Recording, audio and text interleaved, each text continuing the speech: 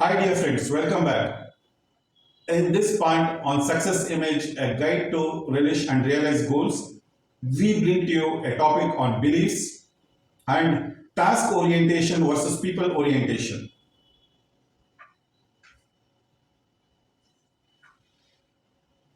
First, let us see beliefs. Beliefs are an integral and inseparable part of every individual. The beliefs are embedded in the subconscious mind. They influence the actions or decisions of a person appropriately. Belief is an acceptance that something exists or is true, especially one without proof. It is a trust, faith, or confidence in someone or something. If it is not controlled and used appropriately, it tends to influence every aspect of our behavior and decisions. In order to control our belief for a positive bearing on our decisions, we have to venture into identifying them. Belief creation happens by experiences. We experience through our sensory organs, eyes, ears, tongue, smell, and skin. What we experience through these sensory organs is captured by our brain. From what is captured, the brain filters by deleting, distorting, or generating either in full or part before forming them into a firm belief. The belief forms itself and solidifies with repeated similar experiences. The belief thus formed perpetuates to our subconscious mind, and whenever we feel a particular subject or situation, the belief is pushed to our conscious mind and forms a frame of picture tending to influence us in our current situation. These consolidate into limiting beliefs. A few examples of limiting beliefs are: some think that bad things always happen to me, some think that I am no good at speaking to people, others think all my relationships are painful, I'd never make a good leader, or I could never start my own business. Limiting beliefs are simple assumptions about your reality that come from your perceptions of life experiences. To put it simply, self limiting beliefs are assumptions or perceptions that you have got about yourself and about the way the world works. These assumptions are self limiting because, in some way, they are holding you back from achieving what you are capable of. No matter how irrational, limiting, damaging to our lives, people just have a way to keep the limiting belief building and running. The first way is by maintaining the belief. They find every single possible way to keep that belief on. It doesn't matter the evidences that come up, but that gets deleted as it gets processed in the mind and is not paid attention to. However, if something gets to prove their limiting belief, they consolidate the belief, however irrational it may seem to be. They use the proof to maintain it and consolidate it. The second way is avoidance. They avoid any situation that would disprove their belief. Any instance they see that they are likely to encounter their belief to be proven wrong, their meta programs become active and avoid the belief being proved wrong. The third way is by compensating to consolidate the belief. Some people work hard or are involved in family and other matters, so they don't have to think about the belief. The flip side of this is that when you are not thinking about it, you are actually thinking about it. Actually, compensating does not help but to keep the belief taken over. They are focusing on it all the time, and where focus goes, energy flows. The beliefs so formed protract in a limiting belief, and with this, our mind resists to experience anything beyond this belief. The mind focuses on such things, and hence they further solidify the limiting nature of our beliefs. It is important that our conscious mind identifies this limiting belief and do not get trapped to enable our view of the world, which is more practical, fact based, and beneficial. By now, you must have understood how strong belief systems determine our personality and the tightening hold they could have in our daily work life. I have covered the beliefs and limiting beliefs elaborately, as this is one aspect that can hold us back from realizing our potential. Now let us see Socratic questioning and how it can help to overcome limiting beliefs. Socrates was a Greek philosopher from Athens who is credited as one of the founders of Western philosophy and as being the first moral philosopher of the Western ethical tradition of thought. He was an educator and introduced learning through questions. He would get students and ask them pertinent questions so that they would research and think themselves and reflect on the questions and get the answers for themselves. He developed and spoke of his work to the people like Pluto, who is another ancient Greek philosopher, who was a student of Socrates. Over time, this method developed to be termed as Socratic questioning. The Socratic questions are used all over the world in business, in teaching, etc. by asking questions and not by instructing.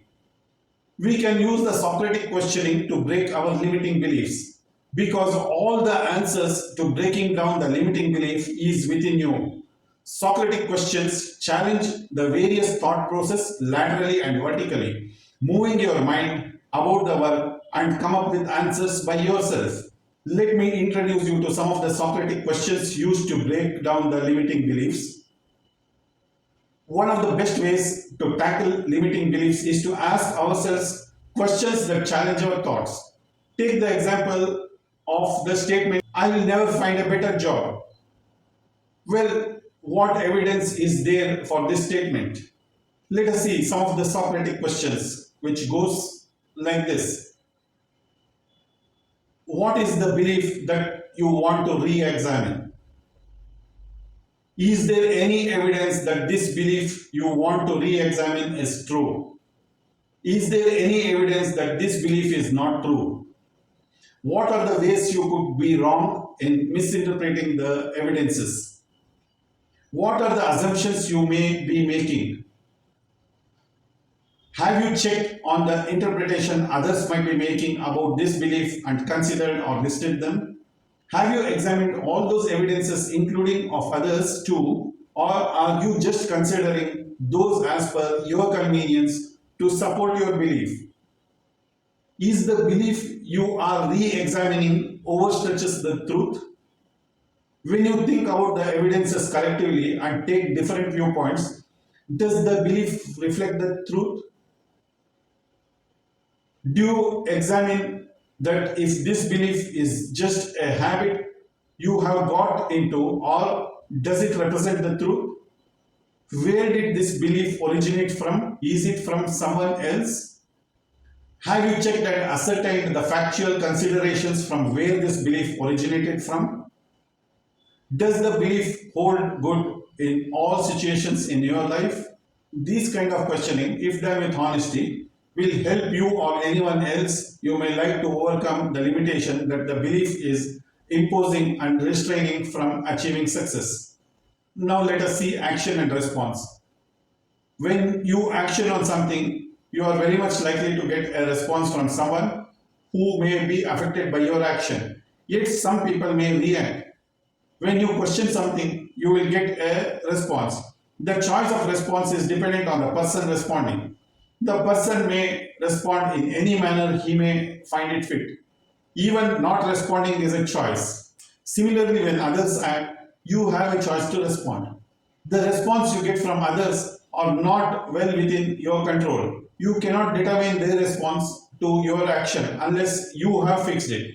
At the same time, the choice of your action, that is time, place, person, etc., and choice of response are well within your control, isn't it?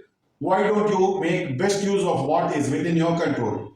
And in all my conversation above, I use the word respond and not react. There is a difference between reacting and responding. You can see this figure, you are seeing this on the screen. When we get an electric shock, we immediately withdraw. What happens in our nervous system that we immediately react? The normal response time of the brain is about 0.15 second for a touch stimulus. Unconscious or reflex actions are much faster, around 0.08 second, because the signal doesn't have to go through the brain. The reaction is just to withdraw that part of the body away. In animals, they are generally programmed to react to stimulus. The behavior in animals is grossly built around the nature of the being. Humans have the power to control and respond instead of reacting to situations. When someone abuses us, it is quite natural for us to engage. But think for a while. How would it be to pause, take time, think around, and respond appropriately and adequately in a mature way? Thus, you position yourself in a higher pedestal than the attacker. When we choose the option not to react and instead to respond, we have already taken an upper hand in the conflict or a conversation. It paves way to create a potential win-win situation for you. Now let us see people versus task orientation. Task oriented managements are not solely interested in achieving targets as is widely viewed.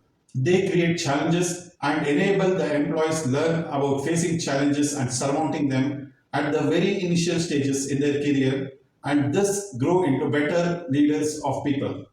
No success journey in life is an easier one. You can only make it smoother and a little comfortable by picking up the right choices during the course of the journey.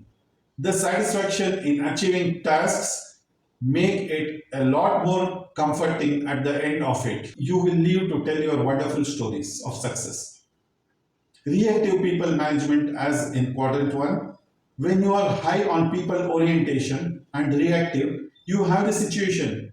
You will spend more time in managing people related issues which causes interpersonal conflicts. In the process of concern for people, you are likely to go deeper into matters that you do not concern achieving tasks which leads to team conflicts. The natural outcome is reactiveness that might be out of frustration, lost focus, disruption in task activities, etc. The reactive task management as in quadrant 2. If you are high on task and reactive, you are basically firefighting, chaotic, handling defects, and resolving urgent issues. Needless to mention, this is the least expected state for anyone to be working in. The situation much arises due to lack of planning or insufficient planning added to lack of experience, which usually seep through certain situations. When one has to act under ambiguous situations forcefully, this is not desired at all unless you have to handle a crisis created by someone else. You must guard yourself from this situation. Next is proactive task management, as in quadrant 3. When you are operating in this phase, you are high on task focus and proactive. This area enables the risk taker in you engage in good planning and delivering quality work. You will become a team motivator and fairly good to very good in achieving tasks smoothly. You are the one who your management likes. Next is the proactive people management as in quadrant 4. In this, you are proactive and more focused on people management. You are good at building relationships, team empowerment, providing vision and direction. When we look at these, the quadrant 3 is a desired state to adapt for successful task completion or a line function. The quadrant 4 could be adopted for staff functions. I just would like to cite an example of a project handled in late 1990s. It was the largest integrated building management systems project in India at that time. We had a daunting task of completing the installation in 6 months, and later it was extended to 8 months. We achieved the target under challenging circumstances of manpower shortage. We had a team of 90 people at the site. It was noticed that it would take people 3 to 4 hours to travel to and from the site daily. Further, it would take 2 to 2.5 hours daily for lunch and tea breaks, totally about 6 hours. In order to productively utilize this time of 6 hours, we arrived at a plan to make the site teams to agree to work in 2 shifts round the clock, split into teams, and each team going home on alternate evenings. The team was motivated and agreed to this. We engaged a catering service to serve breakfast, lunch, and dinner at site. The teams were happy and productivity increased and quality of work was good. I used to spend 14 hours a day and further follow ups from home. I did not rest for 5 months and worked without a holiday. The engineers and supervision team worked with alternate weekly offs. After the task was achieved, we rewarded them with all the incentives for the extra hard work. Now that is a balance being task oriented and proactive. Friends, with this we come to the end of this session. We request you to like the video by pressing the like button if you have liked it, and surely subscribe to our channel, which is a great motivation for us. And this can be done by subscribing through the link which is shown below the video, or by clicking on the link which will follow in this video a little later.